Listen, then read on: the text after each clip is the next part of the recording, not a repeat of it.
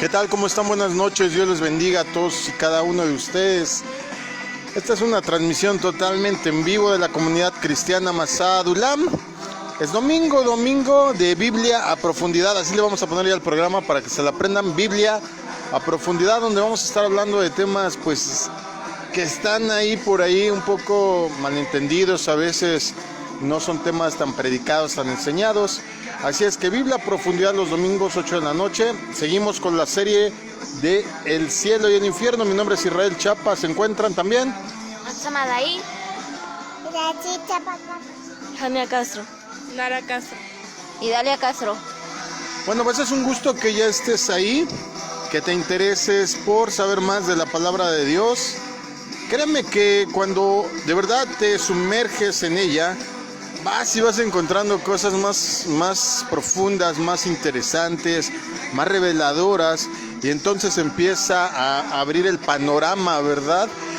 Empiezas a comprender más, y sobre todo que cuando vas perfeccionando la doctrina, vas perfeccionando la teología, la enseñanza, pues ya no hay espacio, ¿verdad?, para las malinterpretaciones. Ya no hay espacio para esos claroscuros que de repente le acontecen a las personas cuando no entienden, porque de repente cuando hay un vacío en algo, dice por ahí un dicho de física que al universo no le gustan los vacíos, siempre lo rellena con algo. Y el ser humano en ese contexto es igual. Entonces, cuando hay un vacío, cuando no entendemos algo con nuestra total comprensión, lo solemos de llenar tristemente de tradiciones, ideas o hasta a veces fábulas o tradiciones. Vemos que la religión predominante pues está llena de tradiciones, está llena de ritos que casi nulamente están sostenidos por la Biblia. Así es que seguimos hablando del cielo y del infierno, y antes de comenzar, porque me voy a ir ahora sí de corridito, te vamos a dar nuestras redes sociales. Amén. Por Twitter es @masadadulam.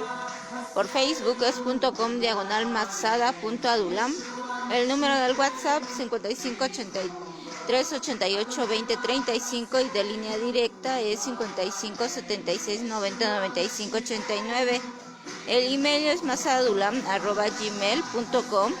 Todo con minúscula, S en Masada en todas nuestras redes, y por YouTube es Israel Chapa, todo con mayúscula, una sola R.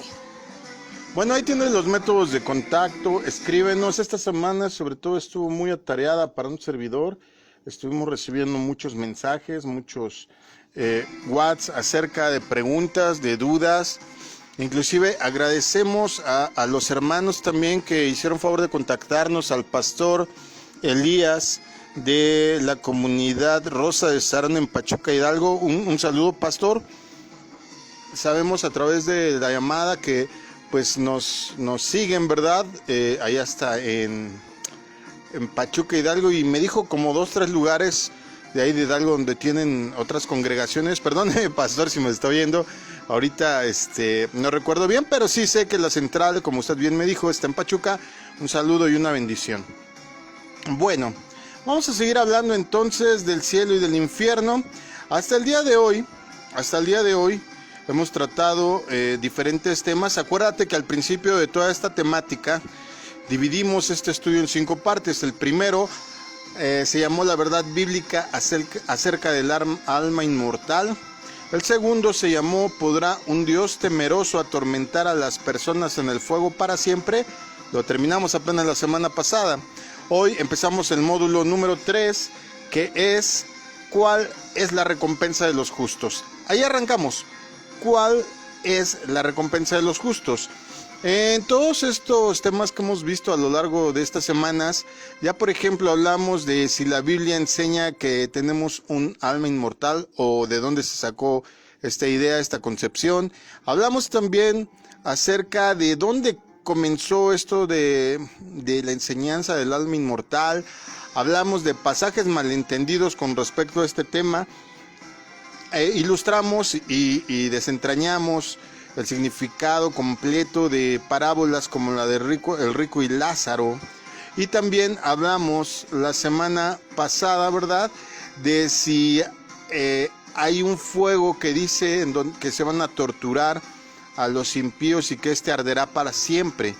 También hablamos de que si verdaderamente la Biblia dice que todos los impíos van a ser torturados. Y ya hemos aprendido a lo largo de estas semanas todo este asunto que tiene que ver un poco con lo que llamamos infierno, lago de fuego. Pero hoy vamos a comenzar hablando de la contraparte. Vamos a hablar del concepto del cielo. Vamos a hablar de lo que tradicionalmente o comúnmente las personas utilizan como el concepto del cielo. Para ello, pues, vamos a analizar cuál es la recompensa de los justos. Ya estuvimos hablando de impíos todas estas semanas. Ya no quiero hablar de cosas negativas, porque eso ya estamos llenecitos, ¿verdad? Ya hay bastante de eso. Vamos a hablar hoy, a partir de hoy, sobre cuál es la recompensa de los justos. ¿Tú qué te recuerdas que te han dicho, que se dice comúnmente, o que desde niña te han enseñado por ahí acerca de qué pasa con los justos? Pues que nos íbamos a ir al cielo, que allá íbamos a estar alabando todo el tiempo por la eternidad a Dios, y que los que... ¿Y cómo es el cielo? ¿Cómo te decían que era el cielo? Pues se citaban lo que es Apocalipsis en ese entonces, ¿no? Las calles de oro y un mar de cristal y hasta el corito, ¿no? Y eso es lo que... ¿Pero de verdad dice que hay calles de oro? Bueno, porque nos vamos con esa idea, ¿verdad? Cimientos de piedras preciosas, puertas de perla, y en nuestra imaginación nos imaginamos, ahora sí es un pleonasmo, nuestra mente recurre a lo que conocemos, ¿verdad? Es como si me vistiera de amarillo y me dijeran, ay, qué bonito mango. Pues sí, ¿verdad? Mango sobre mango. Para que me entiendan y recuerden que es un pleonasmo. O si me pusiera una chamarra de cuero, yo por eso no uso cuero, porque dirán, mira qué bonito, cuero sobre cuero. Sería un pleonasmo andando. Entonces, por eso dije que es un pleonasmo. Por ahí me decían y me preguntaban acerca de cómo nos dirigimos, nuestro vocabulario, la manera de enseñar. Y por ahí tú sabes que no falta quien nos dice que lo hacemos demasiado ligero, que tiene su grado de importancia, porque estamos hablando de la palabra de Dios. Sinceramente, si estás buscando algo así muy solemne, muy religioso, no, perdóname, pero este programa no es de ese tipo, salvo el domingo que hacemos culto, que sí requiere de toda nuestra solemnidad los domingos por la mañana. Fuera de eso, todas las demás transmisiones que hacemos, tratamos de enseñarte la palabra de Dios y sí, tienen razón, la hacemos en un sentido ligero para que puedas aprender, para que puedas tener tu mente abierta, no tener trabas ahí como que, ya va a estar bien aburrido, porque hay personas que ven la Biblia, la ven súper gruesísima y ya se predisponen a que es un tema aburrido. Así es que discúlpenme a todos los que me han escrito y me han dicho que pues como que nos falta seriedad. No es eso, simplemente tratamos de hacer entendible a todos los niveles y de manera práctica la Biblia. Si quieren que les dé un estudio más en forma, creo que ahí sí les doy un seminario, como doctor en teología que soy, contáctenme y lo armamos, pero ahí sí les cobro las clases, ¿cómo ven? Ahí piénsenle. Pero todas nuestras transmisiones son abiertas, son gratuitas y son de este tipo. Son más que nada pensadas para que cualquier persona así sepa mucha Biblia, o sea, la primera vez que agarra una Biblia puede entender el mensaje, puede entender el contenido de lo que ahí se nos dice, porque ahí se nos va la vida eterna, así lo dijo el Señor Jesús. En esto nos estamos jugando la vida eterna. Así es que, aclarado lo anterior, ¿cuál es la recompensa de los justos? Pregunta: ¿será la recompensa de los justos una eternidad en el cielo, como se nos ha dicho? Porque durante muchos siglos esta ha sido la esperanza enseñada por el cristianismo tradicional. Repito, subrayo, pongo comillas, tradicional. ¿A qué se igualaría ir al cielo? ¿Cómo te lo imaginas? Porque eso es lo que nos dicen, ¿verdad? Imagínense allá. A ver, cuidado, ¿no?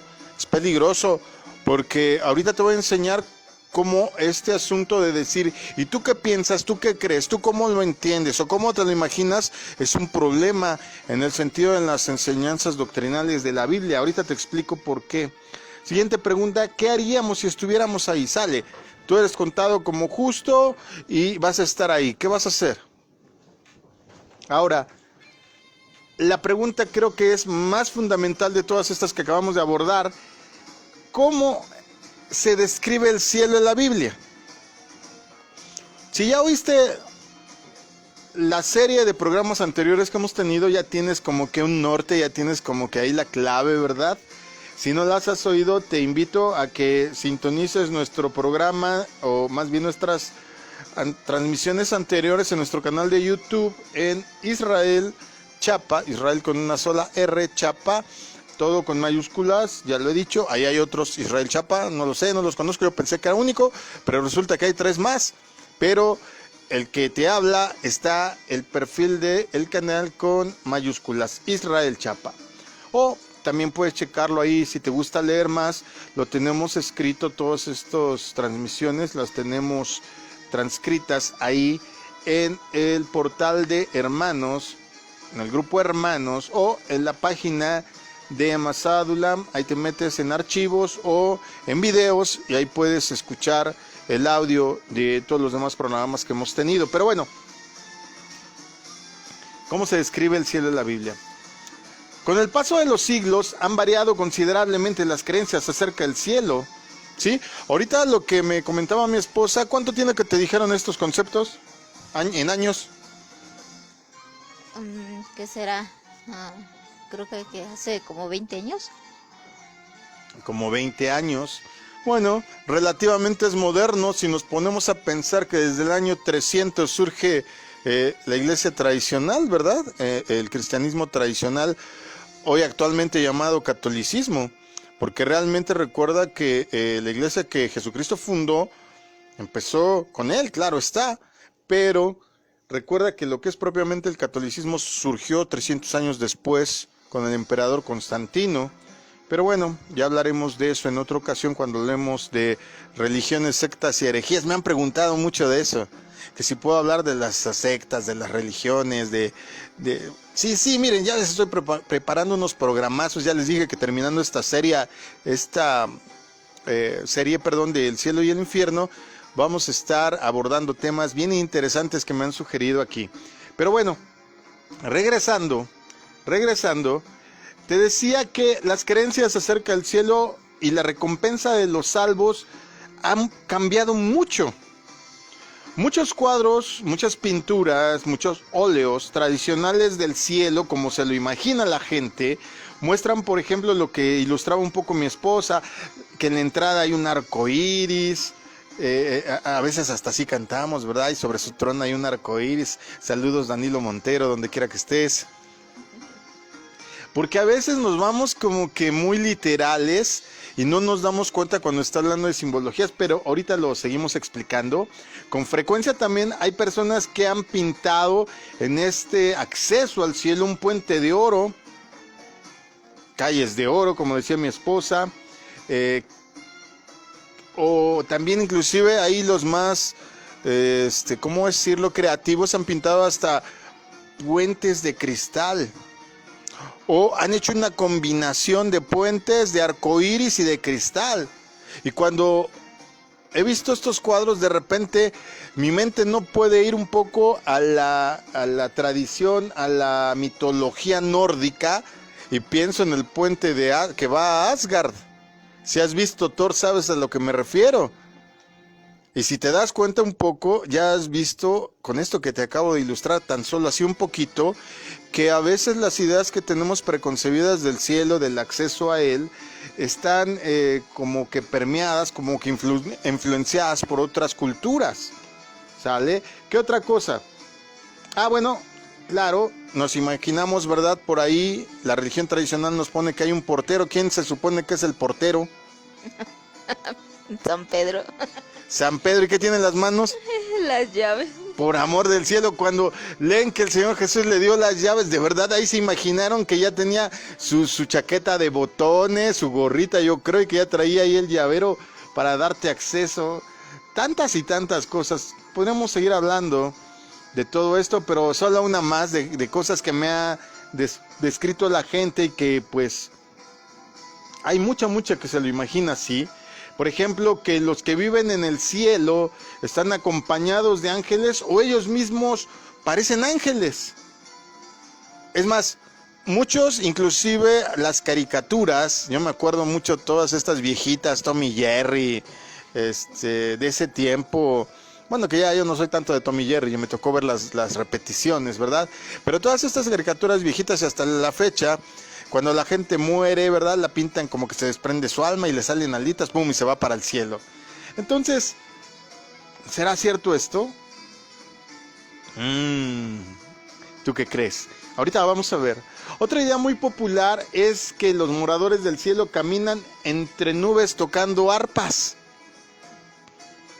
Sale, decía mi esposa que ella se le enseñó cuando era niña que iba a estar alabando a Dios por siempre, contemplando su majestad por la eternidad. ¿Te imaginaste alguna vez con arpa? No. Ah, bueno, pero hay muchas personas que se imaginan ya que están ahí en el cielo tocando arpas porque es la imagen que se les ha trasladado. Se imaginan que en el cielo con frecuencia hay joyas en la decoración, estrellas, candeleros, trompetas, por la cuestión que decía mi esposa del Apocalipsis. Pero no nos damos cuenta que varias de estas cosas tienen no solo un significado literal, sino además simbólico. Todas estas ideas más o menos representan la visión clásica de algunos artistas, pero otros hombres han tenido diferentes opiniones con respecto al cielo. Por ejemplo, hay teólogos y filósofos de diferentes épocas que han adaptado sus conceptos conforme a la influencia de la sociedad en que vivieron. Por ejemplo, los monjes y los frailes que se iban y se apartaban y se metían en un monasterio para no contaminarse del mundo, imaginaban que el cielo era diferente dependiendo de dónde se sintieran más a gusto. Si por ejemplo a ti te gustaban más las ciudades, te imaginabas que el cielo eran grandes edificios, no sé, me imagino una suerte de Dubái así con edificios de oro, porque yo he visto que gente pinta así a veces el cielo y pone Jerusalén la celestial y en vez de ponerla así con construcciones tipo Medio Oriente como son, la pone con edificios ultramodernos como las Torres Petronas, como el edificio de la Perla en Hong Kong o como tantos que hay ultramodernos. Pero fíjate que estos monjes y frailes describían el cielo ahora sí que al gusto. Al que le gustaba más el campo lo describía como una llanura, una pradera. Inclusive yo me acuerdo por ahí algunas personas mayores que me decían, no, íbamos a estar ahí junto al león y lo vas a acariciar como que fuera tu perrito. De veras, qué imaginación. Y el lobo y el cordero pasearán juntos. Vuelvo a lo mismo, hay que entender el contexto de lo que se nos está diciendo, si es una parábola, si es una alegoría, si es qué cosa, porque a veces el Señor utiliza este tipo de lenguaje simbólico para que pudiéramos tener un acercamiento más práctico acerca de lo que son las cosas. Las parábolas que por ejemplo mi Señor Jesucristo utilizaba era como para acercarnos a la idea central de lo que te quería dar a entender. Por ejemplo, si yo te digo árbol que nace torcido, jamás su rama endereza. ¿Quiere decir que te estoy diciendo que todos los árboles nacen torcidos? Estoy hablando de árboles para empezar. Ay, el refrán dice, no. ¿De qué estoy hablando? De las personas, ¿no? Ajá, ahora dímelo con personas. ¿Qué te dice el refrán? Que la persona que nace mal en el sentido de comportamiento y todo eso, ¿sí? Jamás va a ser un hombre de bien o una mujer de bien, porque ya de que hace las cosas mal desde pequeño, toda su vida va a ser malo. Pero gracias a Dios vino Cristo para cambiar estas cosas, ¿verdad? Porque el Señor Jesús le dio oportunidad a todo el mundo de cambiar, pero no viola el albedrío de nadie. Ahora sí que quien quiere ser maceta del corredor nunca va a pasar. Ah, mira, ahorita puro refrán para ilustrar lo que estamos diciendo. Algo así es como muchas veces se utiliza el mensaje en la Biblia, el lenguaje en la Biblia, sobre todo el profético. Por eso hay que tener cierto manejo. Te decía entonces que pues casi se enseñaba esta cuestión, este concepto del cielo al gusto, y dependiendo de la época, dependiendo de tus circunstancias, dependiendo de tu educación, dependiendo de tu entorno, muchas cosas. Principalmente yo diría que el cielo se enseñaba principalmente por los términos del medio ambiente donde estabas y donde vivías. Esto lo comparto. Esto más o menos es una idea que comparto con el autor Colin McDaniel y Bernard Lang, que también hablan mucho sobre esto, y si puedes comprarte el libro te lo recomiendo mucho. Historia de las enseñanzas acerca del cielo, un librazo. Ellos abordan todas estas ideologías, te enseñan mucho, porque te enseñan cómo el concepto del cielo, al no estar tan claro aparentemente en la Biblia, o al no profundizar en el mensaje, cómo la gente ha ido deformando, adaptando, corrigiendo, aumentando, cortando, alargando con respecto a el tiempo este concepto. Ahora, imagínate esto. Los maestros religiosos, dependiendo de sus experiencias y preferencias personales, se imaginan un paraíso urbano o rural.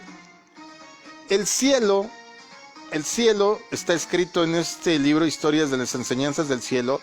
Dice, el cielo se convirtió en una ciudad de castillos celestiales. Los relatos acerca del mundo están llenos de descripciones de calles de oro, como bien decía mi esposa, de edificios de joyas y de residentes vestidos lujosamente. Un poco más adelante, en el Renacimiento, por ejemplo, donde, acuérdate, no sé si te gusta la historia, pero por eso me gustaría recomendarte, siempre que seas ávido por aprender. Muchas veces a mí las personas me han dicho, ay, es que yo no estudio. Bueno, ¿por qué no quieres? Porque teniendo una herramienta tan impresionante como la que tenemos a nuestro acceso hoy en día, que es el internet, ya si te quedas donde te quedaste es porque quisiste. Porque hay cursos de todo, enseñanzas de todo, y aunque no lo tomes de manera académica, siempre estar informado y leyendo te va a hacer incrementar tu rango cultural, tu rango racional, tu rango de sabiduría, desde luego, porque todo esto te va a ayudar a comprender mejor las cosas con respecto a la humanidad. Pero te decía que te acuerdas del Renacimiento. El Renacimiento viene después de una época terrible, el oscurantismo, una época donde la enfermedad estuvo atacando, donde murió muchísima gente en Europa, principalmente por el cólera, por virus, por viruela. Entonces, en ese momento la iglesia tradicional tenía a alguien que echarle la culpa, se le echó a los que no profesaban lo que ellos decían. Es entonces donde surge la Inquisición, donde se persigue a todo aquello que era diferente, enmascarándolo como son brujas, son diablos, son seguidores de Satán. Y se decían cosas como estas. Por ejemplo, si hallaban a alguien hablando en lenguas, como a veces, si tú has tenido la bendición de ser bautizado por el Espíritu Santo, lo harás. Imagínate que alguien te viera, te acusaban de brujería, ya te iban a echar a la hoguera. Entonces, fue una época muy tremenda, por eso se llamó el oscurantismo. Después de esto viene el Renacimiento, que fue algo así como soltarle la cadena al perro que estaba amarrado. Siento que si pudiera decirlo de una manera coloquial, fue lo que le ocurrió a la humanidad. Entonces, en el Renacimiento, los hombres se imaginaban un paraíso más sensual. En el oscurantismo todo estaba prohibido, todo estaba amarrado. Era casi cárcel si te veían dándole un beso a tu esposa en público, que era tu esposa. O sea, estaba gruesa la cosa. Y al sentirse ahora sí que liberados del aparente yugo que ponía el pie de la religión católica sobre la humanidad, en el Renacimiento las personas se imaginaron un paraíso más sensual. En su forma más pura, la nueva teología se imaginaba el cielo como un lugar para el amor erótico humano. Estos tremendos, y hay cuadros que ilustran lo que te digo, tenían unas grandes orgías que estos se imaginaban que eran el cielo, porque como ellos decían que el único momento en que el ser humano tenía placer era cuando tenía sexo, pues lo ilustraron de esa manera, porque no entendían este lenguaje. Por ejemplo, cuando decía Pablo que él va a presentar a la iglesia como esposa y como virgen y que va a haber unas bodas, esto decían, bueno, pues entonces se trata de hacer el amor, porque en la noche de bodas, ¿qué se hace? Y cosas que se sacaron de contexto precisamente por no comprender los pasajes de la Biblia, y en esto que tiene que ver con el cielo, pues se lo imaginaban así, un ambiente campestre en medio de un paisaje natural hermoso, porque con el oscurantismo, con las enfermedades, ¿quién trabajaba la tierra? La tierra era un gran desierto en unas partes, pantano en otras tantas la tierra ya estaba casi pues estéril en muchos sentidos, imagínatelo. Entonces, por lógica, si te vas a imaginar el cielo como un paraíso, pues te lo ibas a imaginar como un campo totalmente a lo que estabas viviendo. Ahora, fíjate cómo este concepto va cambiando. Y ahora también te digo que la gente, cuando decía, mi esposa decía que a ella le enseñaron de chica que ibas a estar haciendo en la eternidad. Todo el tiempo estar adorando a Dios. Wow. La relación que posiblemente vayan a tener con Dios aquellos que estén en el cielo ha sido largamente debatida. Por ejemplo, un autor que yo quiero mucho, que a mí me ha bendecido muchos de sus libros, pero por lo menos en esto no comparto con él, con John MacArthur, en el libro La Gloria del Cielo escribe, han de decir, ay, ya se está metiendo con John MacArthur, que tiene libros y libros. Sí, por eso acabo de decir que me han bendecido mucho sus libros, pero por lo menos en esto sí no estoy de acuerdo con él. Él escribe, por ejemplo, en este libro La Gloria del Cielo, de 1996, en la página 221, lo siguiente: los santos se van a regocijar eternamente, sin interrupción, mirando a Dios, viendo siempre sus gloriosas perfecciones. Primer asunto, entonces, si no vamos a tener, como dice, interrupción, ¿para qué tenemos párpados? Y ahora, ¿de verdad crees que mi Dios necesita que le rindan pleitesía al grado de que siempre le estén echando porras ahí sus hijos en toda la eternidad? ¿No sabe Él quién es? Claro que nosotros le vamos a dar adoración, se le estamos dando de hora, si no, ¿para qué nos reunimos? Pero si esta es la finalidad, ¿qué sentido tiene? Otros creen, por ejemplo, que si esto es lo único que van a hacer, pues ¿qué dicen? A ver, si te digo, a ver, Jania, tu premio va a ser que todo el día vas a estar tocando tu arpa con tus hermosas alas, todo el día viendo hacia el trono de la gracia y adorando, no un día, no una semana, no 10 años, toda la eternidad. ¿Qué me dirías? ¿Se te antojaría? La verdad. No, ¿Cómo se te haría este asunto? yo creo que aburrido. Pues increíblemente no está yendo muy lejos de lo que la vasta mayoría opinan,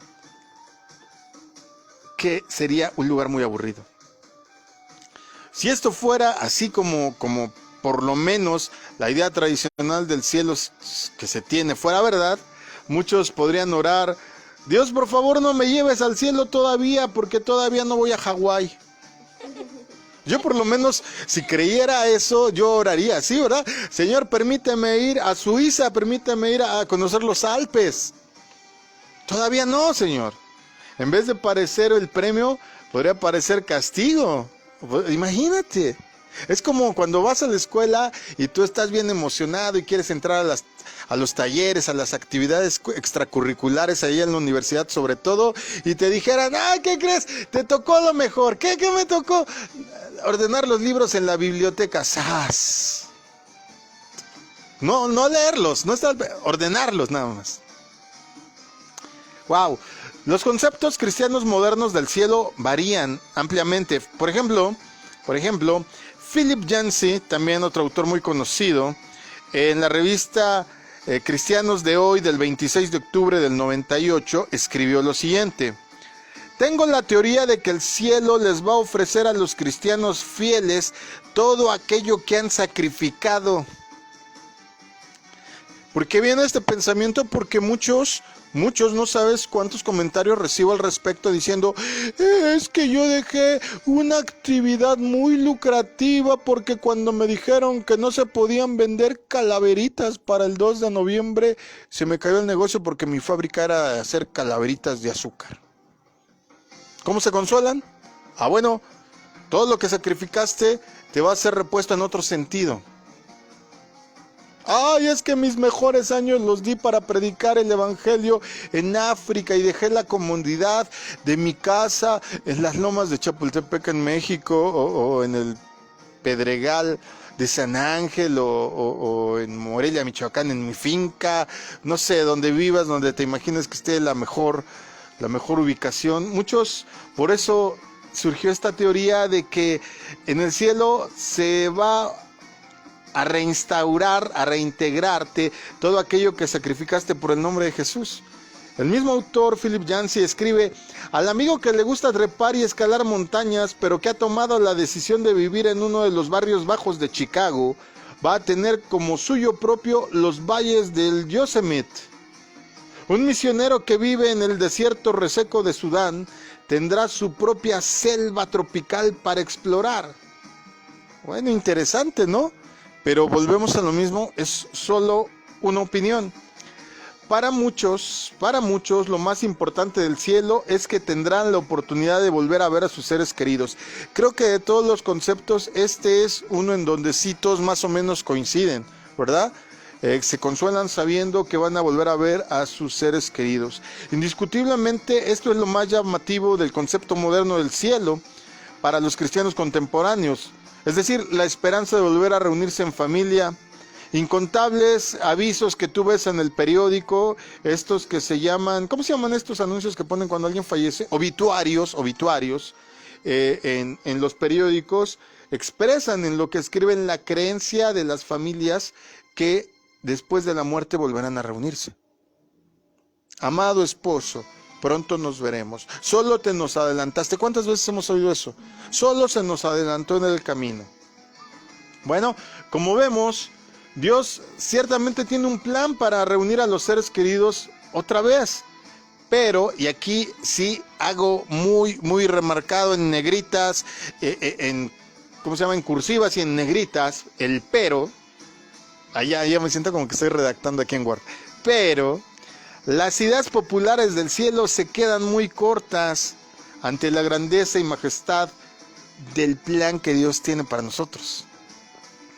Vamos a ver qué dice. Vamos a ver qué tanto de esto, de lo que se opina tradicionalmente, es cierto o no. ¿Van al cielo las personas que mueren? ¿Tú qué dices? No. ¿No? Aunque la creencia del cristianismo tradicional es que la gente buena va al cielo inmediatamente después de morir, las cosas no son tan sencillas, porque según esta perspectiva, el cuerpo se queda en la tumba mientras el alma va al cielo, ¿cierto? Así dicen. El cuerpo se queda ahí y el alma se va al cielo. Es lo que se dice comúnmente. Por ejemplo, en la profesión de fe de Westminster, que es algo así como la constitución del movimiento calvinista, dice esto.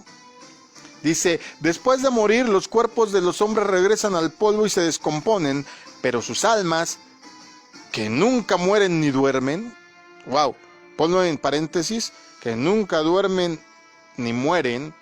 Esto creían en la profesión de Westminster, los calvinistas, pero te estoy hablando del año 1640 y tantos. 1640 y tantos. Fíjate cómo este concepto está como que un poco oxidado, ¿no? Siendo inmortales, regresan inmediatamente a Dios, quien dio la alma. La alma del justo, hecha perfecta en santidad. Ay, hasta lo leí, me siento así muy como de los anteriores. Ya me imagino aquí en mi traje negro, con esos cuellos raros que se ponían que parecían papel crepé en el cuello. Sí, o sea, vean las ilustraciones de cómo se vestían los clérigos en estos años, en el siglo XVII, etcétera, para adelante, pero bueno, XVI, XVII, él termina diciendo, ¿verdad? Ahí la profesión de Westminster, dice, ¿dónde me quedé?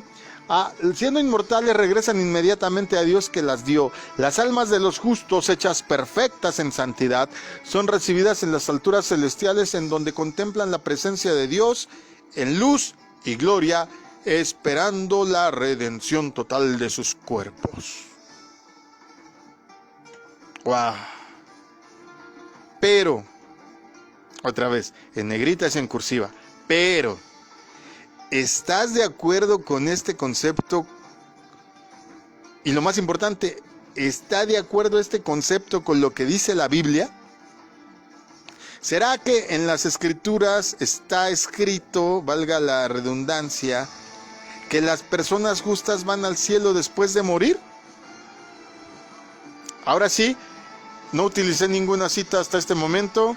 Agárrate porque nos vamos a ir en serie. Hechos 13:22 dice: Amén.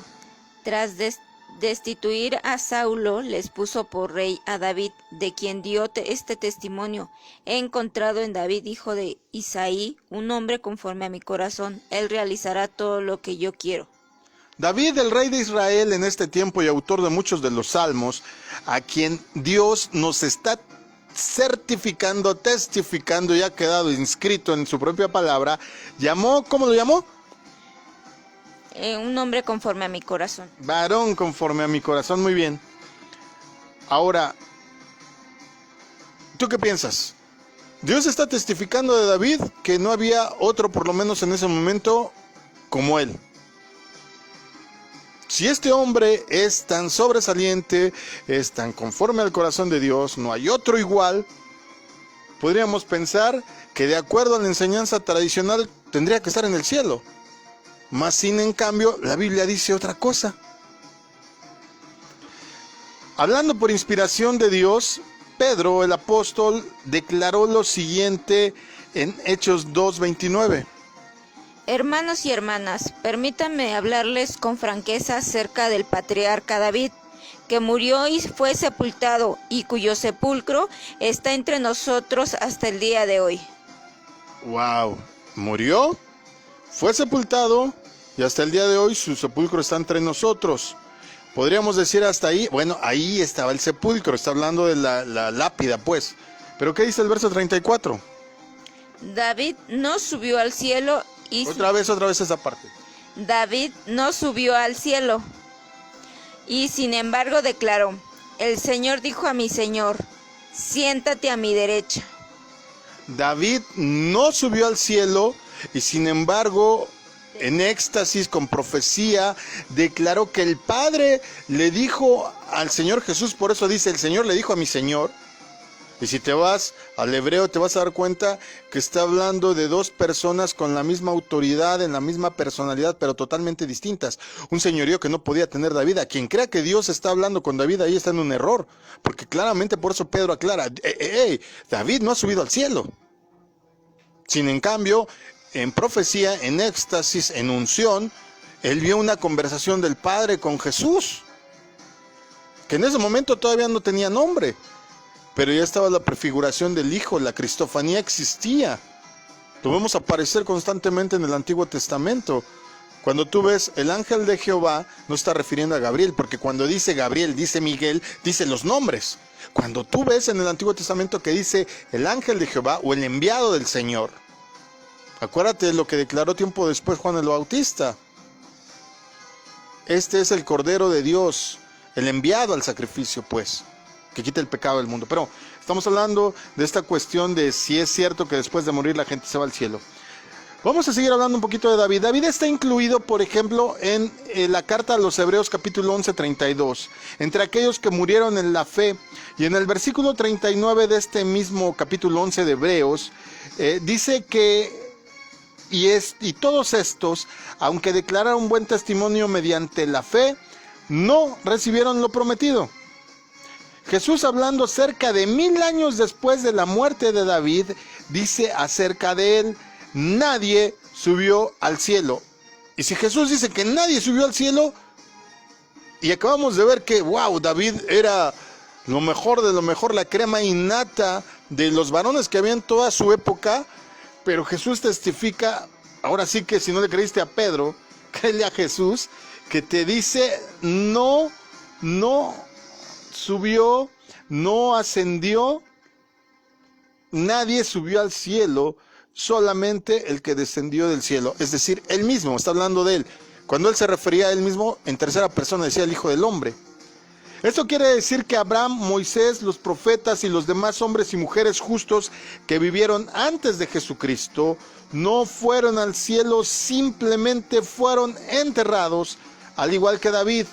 Por extraño que parezca, la idea tan generalizada de que el alma de la persona va al cielo después de la muerte, aunque es sostenida muy sinceramente, les reconozco que quien cree en esto lo cree sinceramente, no se encuentra en la Biblia. Este asunto de que te mueres y ya te fuiste al cielo, yo he escuchado hasta el día de hoy congregaciones donde dicen, ya falleció el hermano, ya está con el Señor. Espérenme tantito, no es verdad. Está durmiendo. Está durmiendo. Más adelante Pablo lo explica en las cartas a los tesalonicenses. También lo vuelve a explicar Juan en Apocalipsis a través de la visión. Lo explica Judas. Lo explica el mismo Pedro. No está en la Biblia este concepto. Este resultado erróneo de interpretación de este hecho que solo siembra confusión, no tendría sentido de ser si entonces, ¿como para qué nos sirve la resurrección? Si te mueres y así, ¡pum!, en automático estás en el cielo, ¿por qué no llevarte con todo el cuerpo? ¿Como para qué vas a esperar que regeneren tu cuerpo si ya estás en el cielo? No tendría lógica. Pero vamos más adelante. Hablando de la resurrección, ¿qué propósito tiene? Bueno, en general los teólogos reconocen que la Biblia habla acerca de la resurrección, aunque no están muy seguros de lo que significa exactamente esto o cuándo va a ocurrir. Pero si leemos la Biblia, si nos adentramos, claramente vemos que la resurrección no puede ocurrir solo en dos casos. Número uno, cuando Cristo venga y los muertos en Cristo resuciten primero. La iglesia novia, el 10% de la congregación que se mantuvieron puros, que lavaron sus vestiduras, que se esforzaron, y aún los vivos que serán arrebatados. Y luego 1000 años después ocurre la segunda resurrección. ¿Sale? Pero ya vamos a hablar de un tema específico acerca de esto, la resurrección, aunque ya lo hemos tocado un poco, vamos a hablarlo más adelante en otro de los temas. Pero regresando a este asunto, la idea más común es que la resurrección, en este momento, el cuerpo resucita para que pueda reunirse con el alma en el cielo. Pero como te decía, la realidad es que el concepto de la inmortalidad del alma, es decir, del alma que existe aparte del cuerpo, no tiene su origen en la fe bíblica, en la fe judía, en la fe israelita, sino en la filosofía griega. No está este concepto escrito en la Biblia. El alma no puede existir fuera del cuerpo. Repito, no puede existir fuera del cuerpo. Lo que los teólogos confunden, y a veces por eso he aquí un problema de interpretación y de entendimiento, es que ponen juntos al espíritu y el alma como un solo ente. Y son tres esencias distintas. Dios es Padre, Dios es Hijo y Dios es Espíritu Santo. Y nosotros somos el espejo, claro, en un rango mucho menor. El cuerpo, el alma y el espíritu. Esas son las tres esencias, como lo declara Pablo en Efesios. Pero déjame ir más adelante. Podemos hacernos esta pregunta. Si fuera cierto que la resurrección, en este momento, el cuerpo es levantado para reunirse con el alma en el cielo, como yo te decía hace un momento, ¿qué caso tendría que hubiera resurrección? ¿Para qué guardar el cuerpo en la tumba? Si al morir el justo asciende inmediatamente, como la gente cree, ¿por qué Dios no envía todo el ser, cuerpo, alma y espíritu simultáneamente, en lugar de mantener el cuerpo y el alma separados durante muchos siglos? Si las almas se van al cielo inmediatamente después de la muerte, ¿qué necesidad habría de volver los cuerpos a la vida? El hecho ineludible, no se puede esquivar, es que según la creencia popular acerca del cielo y del infierno y desde luego del alma inmortal, no tiene ningún motivo lógico para la resurrección. No tendría por qué decir el Señor Jesús cosas como que hay que cuidar el alma. Pablo lo dice, cuiden vuestra alma, cuiden vuestra salvación. ¿Qué caso tendría? ¿Por qué existe confusión acerca de cómo encaja la resurrección con las ideas más comúnmente aceptadas del cielo? Tal vez porque en la Biblia no encontramos respaldo para la idea que después de morir vamos al cielo. No existe, ni siquiera este concepto de que ya te mueres, te vas a ir al cielo, o inclusive, aunque el Señor te resucitara después y el alma no se moviera y te permanecieras ahí dormido, aún así no existe un texto como tal que diga que te vas a ir al cielo. No existe. Ahorita te voy a enseñar dónde está la confusión, dónde viene todo el problema. Vamos a leer Mateo 5, verso 3. Aquí es uno de los versos que nos ilustran claramente dónde viene el problema. Amén. Dichosos los pobres en espíritu, porque el reino de los cielos les pertenece. Dichosos los pobres en espíritu, porque... ¿El qué? El reino de los cielos les pertenece. ¿Qué evangelio estamos leyendo? Mateo. Ok. Hay otros 3 versículos en este mismo capítulo 5 que se refieren a que los justos van a entrar en el reino de los cielos. La expresión reino de los cielos aparece 32 veces. Grábatelo de una vez. Reino de los cielos aparece 32 veces en el Nuevo Testamento. Pero ¿sabes qué? Las únicas veces que aparece como tal están en el Evangelio de Mateo. Es decir, el único que utiliza este concepto es Mateo. No vas a encontrar que Lucas diga de la misma manera, o que Juan lo diga así, o que inclusive Marcos lo diga así. Es necesario tener en cuenta que Mateo es el único escritor bíblico que utiliza este término. Todos los demás dicen reino de Dios.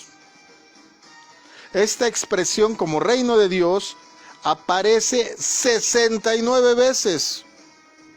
Mateo la utiliza 32, pero todos los demás escritores bíblicos del Nuevo Testamento utilizan este término de reino de Dios 69 veces. Principalmente, aún el mismo Mateo la usa. Ahorita te voy a explicar cómo es que usa los dos conceptos. Lo puedes encontrar también en Marcos, Lucas, Juan. Pero, por ejemplo, fíjate cómo dice esto acerca de la misma enseñanza. ¿Me puedes volver a leer Mateo 5:3? Dichosos los pobres en espíritu, porque el reino de los cielos les pertenece. Ahora léeme por favor Lucas 6:20. Él entonces dirigió la mirada a sus discípulos y dijo: Dichosos ustedes los pobres, porque el reino de Dios les pertenece. ¡Wow! Es la misma enseñanza, es el mismo momento, es lo que ocurrió exactamente, descrito por dos autores distintos, pero es lo mismo. Mateo dice, ¿cómo dice? Mateo dice: reino de los cielos les pertenece. No, pero dice bienaventurados los pobres, ¿verdad? Ah, sí. Y Lucas dice, También, bienaventurados ustedes los pobres. es el mismo pasaje que está describiendo el Sermón del Monte, o las bienaventuranzas, depende cómo digan los subtítulos de tu Biblia.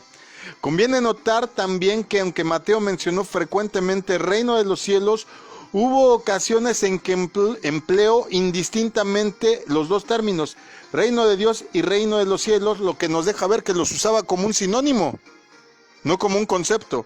Vamos a leer rápidamente Mateo 19 del 23 al 24. Jesús les dijo a sus seguidores: les digo la verdad, será difícil que un rico entre al reino de Dios. Ciertamente es más fácil que un camello pase por el ojo de una aguja que un rico entre al reino de Dios. Hasta el 24, ¿verdad? Sí, está ahí. ¿Qué versión me leíste? Palabra de Dios para todos. Ok. aquí en la palabra de Dios para todos usó los dos conceptos, ¿verdad? Reino de Dios, los dos los usó exactamente igual. ¿Alguno tiene otra versión aquí? Estamos en Mateo 19, 23 y 24. A ver. Bueno, esta es Dios habla hoy. Dios habla hoy. Esta que voy a leer. A ver. Dice, Jesús dijo entonces a sus discípulos, os aseguro que difícilmente entrará un rico en el reino de los cielos. Os lo repito, le es más fácil a un camello pasar por el ojo de una aguja que a un rico entrar en el reino de Dios. ¿Te fijaste? Es un sinónimo que utiliza Mateo. Lo usa indistintamente como la misma cosa. Es idéntico, puesto que los judíos frecuentemente usaron la palabra cielo como una perífrasis respetuosa del nombre de Dios. ¿Sabe? O sea, recuerda una cosa. Los antiguos hebreos, los judíos, tenían mucho respeto por el nombre de Dios. No podían decir Yahweh como cualquier cosa. Por eso sustituían a veces por Adonai, que es el Señor, a veces por el reino de Dios, lo cambiaban por reino de los cielos por manera de respeto y no decir ni siquiera Kyrios. ¿Me explico? Este es el real asunto de por qué Mateo utiliza, y solo él utiliza este concepto. Ahora, si yo te dejo leer la Biblia y te digo, empieza por el Nuevo Testamento, ¿cuál es el primer libro que lees? Mateo.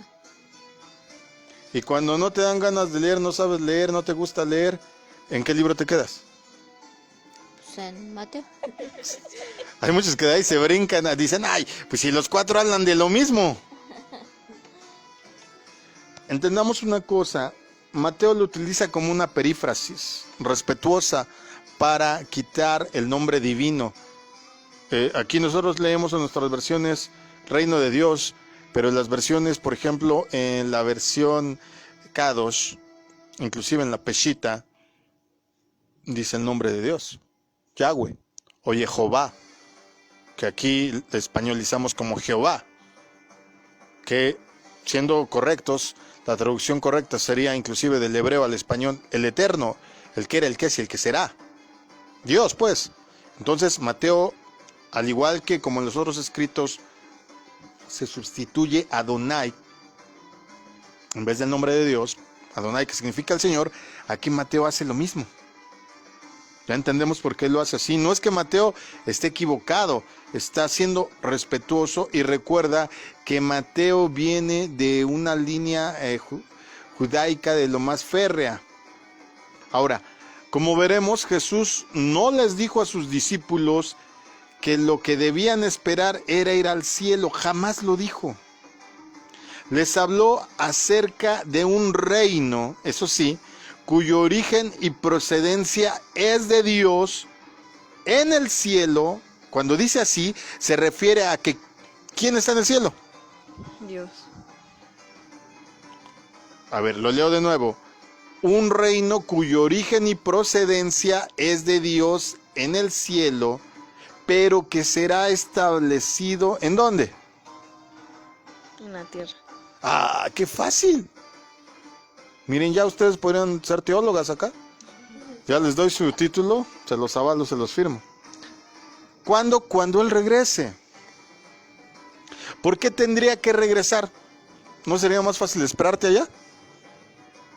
O sea, atemos todos los cabos. No nos vayamos con la tradicional. ¿Sale?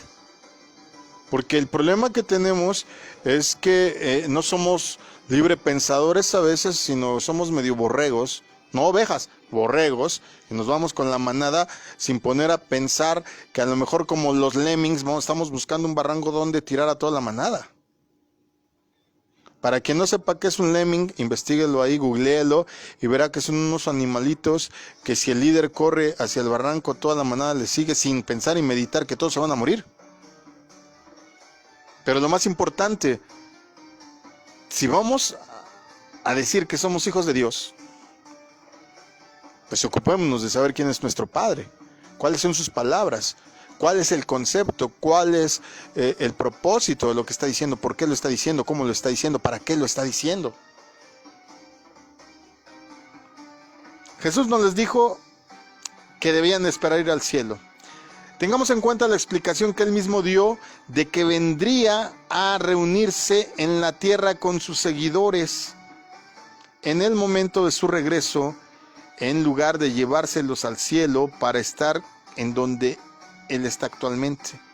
Jesús sí está en el cielo actualmente, está sentado a la derecha del Padre, así está escrito, pero no dice que nos va a llevar. Después de la crucifixión y la resurrección de Jesús, él estuvo 40 días enseñando a sus discípulos acerca de algo. Lo registra Hechos 1:3.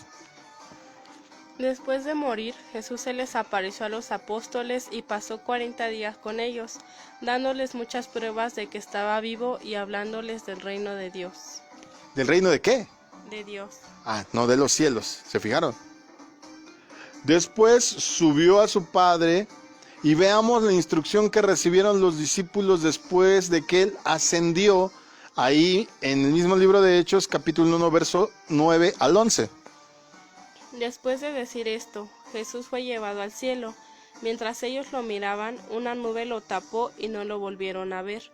Estando todavía con la vista fija en el cielo, 2 hombres vestidos de blanco aparecieron junto a ellos y les dijeron: Galileos, ¿por qué se quedan mirando al cielo? Este mismo Jesús, que ha sido llevado al cielo, volverá de la misma manera que lo han visto irse. Volverá. No, ustedes van a ser llevados para allá. ¿Sale? Cuando, por ejemplo, leemos esto del arrebatamiento, para esto te quiero explicar, si no has oído las otras enseñanzas, que tenemos, como lo registra Pablo, 3 cielos. El cielo físico, que es nuestra atmósfera que rodea el planeta. El segundo cielo, al que llamamos cosmos, universo. Y el cielo de Dios. Por eso, por más que manden sondas, por más que pudieran inventar naves como la de Star Trek y Star Wars, y viajen con el núcleo warp a la velocidad de la luz, nunca podrían llegar a donde está Dios, porque es un cielo inaccesible para los medios humanos. Entonces, cielo físico, cielo al cual llamamos cosmos, universo, sería el segundo cielo, y el tercer cielo, que es el hábitat de Dios. Cuando en el arrebatamiento se dice que subiremos, no dice al cielo, dice a las nubes. Entonces está hablando de un cielo físico, ¿sí? De aquí me voy a ir un poquito rápido porque ya se nos acabó el tiempo. Si me dan 10 minutos, yo sé que ya casi se cumplió la hora, pero déjenme terminar correctamente la enseñanza. Jesús habló repetidas ocasiones acerca de su regreso para establecer el reino de Dios aquí en la tierra. Lucas 21, del 27 al 31 lo dice. Nos vamos a ahorrar un poquito de lectura, pero te voy a dar las citas. Él dijo que regresará a la tierra y establecerá su reino aquí, no en el cielo. En lo que se conoce comúnmente como la oración del Padre Nuestro, Jesús, cuando les enseña a los discípulos a orar, les dice que venga tu reino. No voy a tu reino, o iré a tu reino. Este reino es una meta tan real que todo cristiano debe orar para que venga pronto. Tiene 2 sentidos, sí, que se establezca el gobierno de Dios en la tierra, pero también que literalmente venga el reino de Dios a la tierra. Lucas 19:12 también nos registra que Jesús habló acerca de sí mismo en una parábola y se comparó al hombre noble que se fue a un país lejano para recibir un reino y volver. Este país lejano es el lugar donde reside su Padre y se encuentra en este tercer cielo. Jesús va a traer el reino de Dios a la tierra cuando regrese. Entonces un reino será establecido en la tierra. Una profecía del Antiguo Testamento que se refiere al retorno de Jesús nos indica exactamente, inclusive, cuál va a ser el lugar donde va a establecer su reino, donde se va a posar este reino de Dios. Zacarías 14, 4 y 9 dice: se afirmarán sus pies en aquel día sobre el monte de los olivos que está frente a Jerusalén al oriente. Y el Eterno será rey sobre toda la tierra, no nada más sobre el cielo. El pasaje del libro de los Hechos que describe la ascensión de Jesús que acabamos de leer, vemos que él estaba en el monte de los Olivos la última vez que habló con sus discípulos y que desde ese monte ascendió a las nubes a la vista de ellos, y de igual manera él va a regresar al mismo monte cuando venga a comenzar su reinado. Por último te digo, mira, no me tardé los 10, me voy a tardar 3. Es que al no leer nos ahorramos un poco, ¿verdad? En Mateo 5:5 Jesús dice: bienaventurados los mansos, porque ellos recibirán ¿qué por heredad? El reino. No, los mansos van a recibir por heredad ¿qué? La tierra. No puedes heredar el reino de Dios porque es de Dios. Vas a heredar la tierra. Mateo 5:5. Este y otros versículos dejan muy claro que los santos reinarán en la tierra. Repito, los santos reinarán en la tierra. ¿Sale? Vamos a leerlo en Apocalipsis 5:10. Dice, al hablar de estos santos resucitados, dice, de ellos hiciste un reino de sacerdotes para servir a nuestro Dios, y reinarán sobre ¿qué? Toda esa tierra. Sobre la tierra. La recompensa de los santos es la vida eterna. Repito, la recompensa de los santos es la vida eterna. La vida eterna se gana, no viene de fábrica. No naciste y ya tienes vida eterna, no. Porque entonces sería admitir que tu alma va a estar en algún otro lugar en lo que todo esto acontece cuando mueras. No, la Biblia no dice eso. La Biblia dice que esta herencia, esta recompensa de vida eterna la vas a poder disfrutar en el reino de Dios. Y hasta que este reino no sea establecido en la tierra con la venida de Cristo, con su segunda venida, entonces, por tanto, nadie ha resucitado, nadie ha ascendido, todos están dormidos. La recibirán cuando Cristo regrese, pero la Biblia muestra que cuando hayan resucitado o cuando hayan sido arrebatados, aún ahí, este reinado será en la tierra, no en el cielo. Cuando mucho se habla de la atmósfera, en las nubes, no se habla del cosmos, no se habla de otras creaciones todavía hasta ahí, no se habla del cielo de Dios, sino por el contrario, este cielo de Dios va a ser traído con Jesús cuando venga en su segunda venida. Wow, pues acabé antes de tiempo. Me extendí solo un poco.